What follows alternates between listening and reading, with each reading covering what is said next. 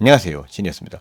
저번 영상에서 제가 스트릭스 G 모델과 스카3 모델을 외관을 비교를 해드렸죠, 그죠? 요번은 제가 성능을 비교를 해드릴 겁니다. 실제로 성능은 CPU에 대해서는 뭐 큰 차이는 없었습니다. 근데 이제 그래픽 카드 자체가 워낙 다르다 보니까 전체적으로 내는 퍼포먼스는 차이가 좀 상당히 컸어요. 그리고 이제 가장 궁금해하시는 부분이죠.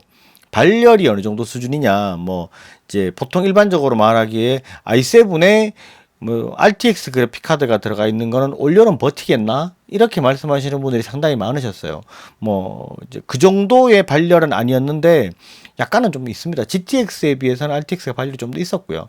그 부분에 대해서는 제가 영상으로 첨부를 했으니까, 영상의 테스트부터 한번 보시면 될 것 같고요. 제가 기본적으로 하는 것들이 있죠. 뭐 CPU 같은 경우에는 시네벤치 기준으로 잡았고요. 시네벤치 사실은 큰 의미가 없었습니다. 왜냐하면 같은 CPU를 가지고 테스트하는 건 큰 의미가 없었기 때문에. 근데 i7이기 때문에 또 약간의 차이가 있었으니까 또 그 부분에 대해서는 제가 첨부를 했고요. 그리고 이제 제가 항상 슈퍼포지션만 가지고 그래픽 테스트를 했는데 RTX의 경우는 약간 다른 부분이 있죠. 레이트레이싱이 적용이 되고 안 되고의 차이가 있기 때문에 제가 오래간만에 뭐 3D 마크로 또 테스트를 해봤습니다. 파이어 스트라이크는 기본적으로 뭐 보통 하는 거니까 해봤고, 그 다음에 타임 스파이 점수, 그 다음에 포트로얄 점수까지 한번 볼 수 있도록 할게요. 시네벤치로 CPU 테스트를 해본 결과 조금 이상한 부분이 있었습니다. CPU 테스트를 해봤을 때 싱글코어 점수는 450점대로 거의 비슷하게 측정이 되었는데 멀티코어 점수가 2550에서 2950까지 제품에 따라서 들쭉날쭉한 모습이 좀 보이고 있었는데요. 혹여나 싶어서 제품을 스카3 G531GW 세대, 스트릭스 G G531GU 4대를 테스트했습니다. 매장에서 판매되는 제품을 고객의 동의하에 테스트를 진행했습니다. 거기서 CPU 수율에 따라서 특성을 약간 타는 모습을 좀 봤었습니다. 전압이 약간 높게 설정된 제품은 발열이 심하고 성능이 조금 떨어지는 모습이 있었고요. 전압이 약간 낮게 설정이 된 제품은 성능이 안정적으로 나왔습니다. 성능이 크게 많이 차이 나지는 않았었습니다.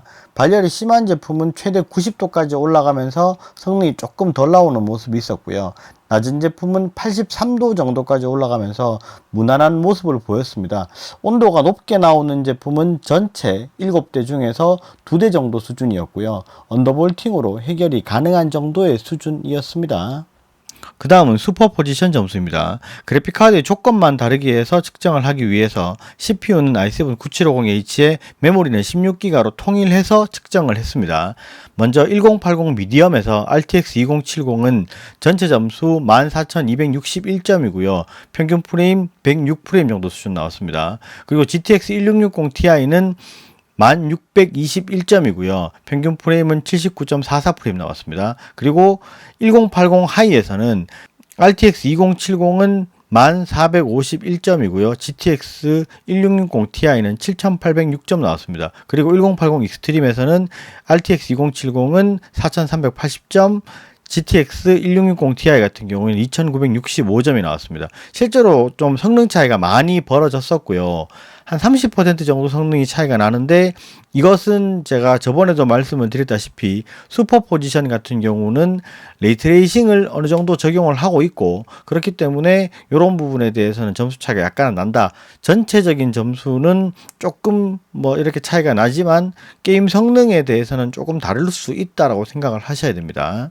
그리고 온도 같은 경우는 예상외로 별로 그렇게 많이 높진 않았습니다. RTX 2070 같은 경우에는 측정하는 내내 68도에서 73도 정도 수준 나왔고요.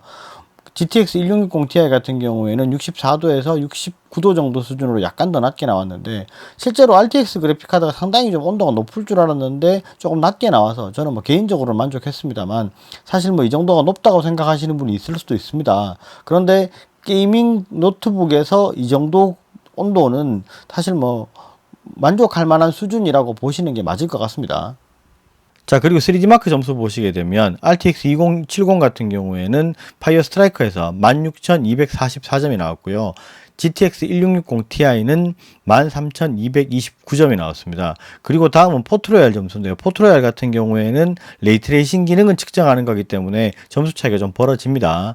RTX 2070 같은 경우는 4,339점이고요. GTX 1660 Ti 같은 경우에는 1072점으로 여기서 약간 레이트레이싱 기능 때문에 점수 차이가 좀 확 벌어지는 모습을 볼 수 있습니다.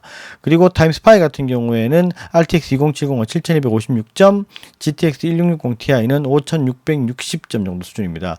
이렇게 보시면 이제 제일 이해하기 쉽게 설명드리면 이제 지금 우리가 많이 하는 배틀그라운드 같은 경우에는 RTX 2070 같은 경우에는 한 100프레임에서 120프레임 사이를 무난하게 방어한다고 보시면 되고요. GTX 1660 Ti 같은 경우에는 80에서 90프레임 사이를 무난하게 방어한다라고 보시면 될 것 같습니다. 자, 테스트 결과 보시니까 뭐 성능은 많이 좋아진 거는 사실이고요. CPU 같은 경우에는 8세대에 비해서는 9세대가 제가 개인적으로 느꼈을 때는 상당히 발열이 많이 잡혔어요. 뭐 이제 8세대 같은 경우에는 가장 고질적으로 괴롭혔던 게 고주파음이 있었습니다. 그러니까 8세대 같은 경우 제가 판매를 하고 나서도 가끔씩 고주파음 약간 들리는데 이거 정상입니까 아닙니까를 문의하시는 분들이 꽤 있으셨어요. 근데 8세대는 뭐 ASUS 뭐 MSI뿐 아니라 뭐 여러 가지 HP라든지 레노버 모든 브랜드에서 고주파 때문에 굉장히 고생을 많이 했습니다. 실제로. 근데 9세대가 제일 좋은 것들은 일단 고주파가 없습니다.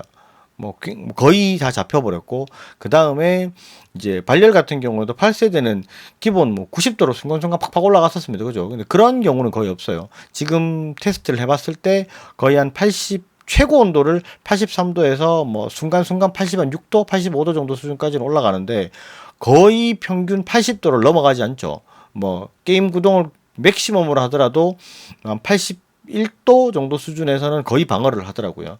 거의 이제 72도에서 뭐 왔다 갔다 하는데 약간의 발열은 사실은 뭐 게이밍 노트북에서는 어쩔 수 없는 겁니다. 숙명처럼 따라다니는 거예요. 근데 이거 70도 넘어가니까 이번도 CPU 쓰레기네 이렇게 생각하시면 안 됩니다. 이게 게이밍 노트북이고 이 정도의 퍼포먼스를 내는 CPU가 그 정도 발열이 안 나는 게 이상한 겁니다. 당연히 나는 겁니다. 그러니까 그 부분에 대해서는 이상하다고 말씀하시면 안 되고 또 그렇게 생각하시면 안 돼요. 그 다음에 이제 그래픽 카드 같은 경우에는 RTX랑 GTX가 좀 어느 정도의 발열 차이는 있었습니다. 그죠?